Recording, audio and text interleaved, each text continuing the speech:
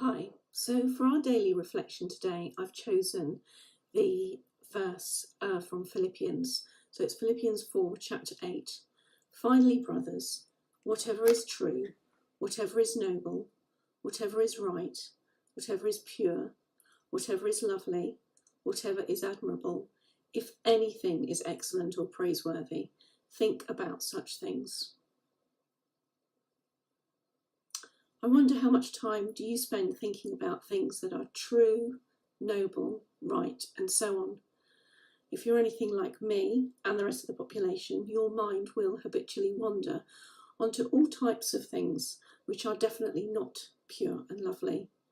And if we're really honest, often our thoughts are anxious, critical of ourselves and others, self-centred, dwelling on past things that we can't change, and fretting about a future that hasn't happened.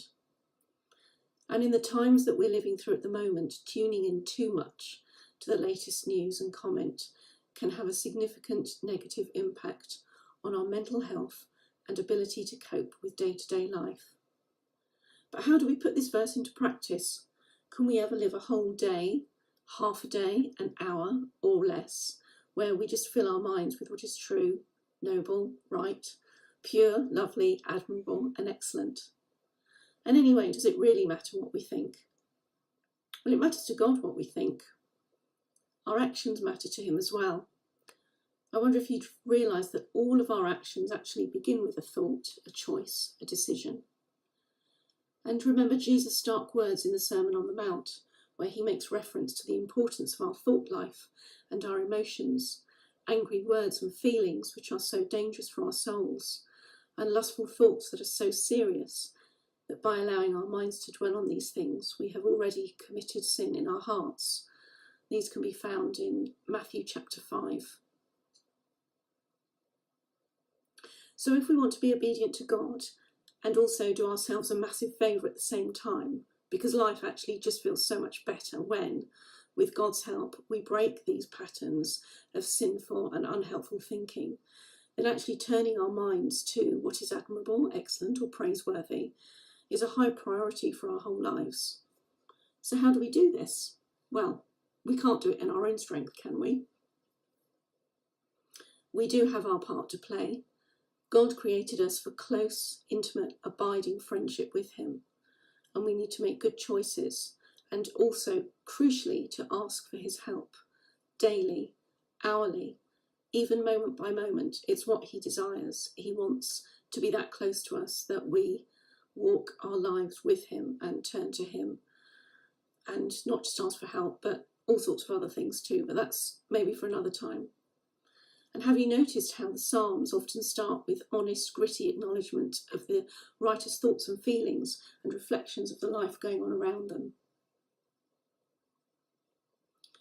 So, when you become aware that you are thinking unhelpful things, take it to the Lord, confess it, ask for his help, and decide to put your mind on something that is uplifting.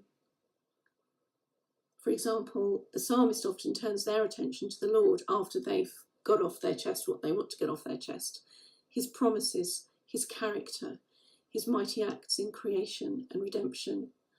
You can think of these things. Memorise a verse of the Bible, sing a song of praise. These are very simple, but we need to keep deciding to do them if they're to have an impact. Another thing that we can think about is to actively look for other things that have these characteristics that are true, noble, right, pure, lovely, admirable, excellent, and praiseworthy. And I wonder, as you take these steps, how many things you'll find that have one or maybe even more of these characteristics. So perhaps you're thinking this is very simple. It can't be that simple. It is this simple, but the bit that's tricky is the perseverance that's required to make these new ways of thinking a habit.